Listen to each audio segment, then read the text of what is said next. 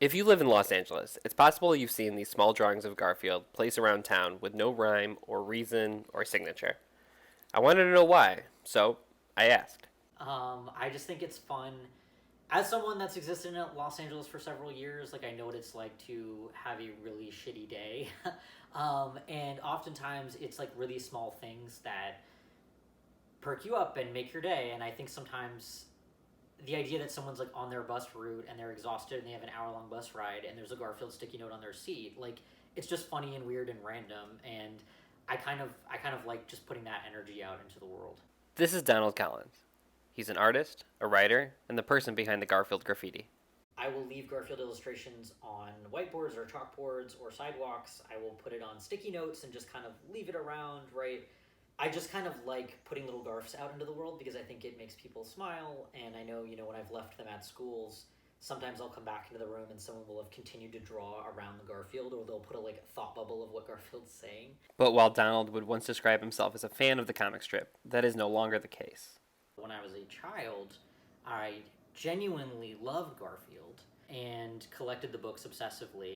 One of the reasons that Garfield's so successful is because it's in many ways so bland, right? Like it's the same jokes over and over again, right? And I think in retrospect, I look back and I'm like, wow, there was so much like fat phobia and sexism in this comic strip, but it's basically just like Garfield's lazy, Garfield's fat, Garfield hates Mondays, Garfield likes lasagna, right? Like it's just the same jokes over and over again. And when you're a kid, like you laugh at that kind of stuff, right? You laugh when Garfield's like shoving his face full of food or doesn't want to get out of bed, right? And then when you're an adult, you find it funny specifically because the jokes are so bad and not funny, right? Like that's what makes it hilarious to a lot of adults, is just how, no pun intended, like neutered the humor of the strip is. Donald is contributing to an art movement called postmodern Garfield, where artists will remove Garfield from his extremely familiar setting and joke structure for humorous effect. People just started picking up on the fact of how repetitive it was, how weirdly minimalist the humor was, how cynical it was, and people would pull those themes and take them to the most extreme possible degree. So you got Garfield without Garfield, which I think was created by Dan Walsh, which basically had John, Garfield's owner in comics, talking, and then Garfield was completely edited out of the comic. So John is just talking to himself. And it creates this portrait of like a deeply lonely, deranged man, and it brings like a whole different perspective to just how like empty and sterile the humor of the comics are.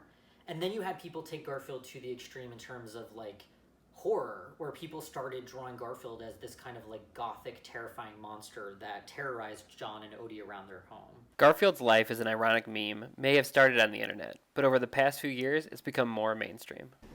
Your drinking has made you a totally different person. You've lost your lust for life. I'll never forget the day that I told you that I bought Jim Davis's house, the creator of Garfield. Hey, John, it's me, Gazorpazorp Field. Boy, you, John, you dumb, stupid idiot. Come on, Gazorpazorpfield, go easy on me, huh? Whoa. Garfield's little body can't take muscles like that. But according to Donald, this ironic phase of Garfield's 44-year run is an important part of the character's legacy. I would be surprised if the majority of people who share Garfield stuff have no idea who Jim Davis is, have no idea how old the strip is, right? That it's just kind of like the Garfield that I think millennials, like the Garfield that I think that Gen Z has come to know is so out of context from the original Garfield, right?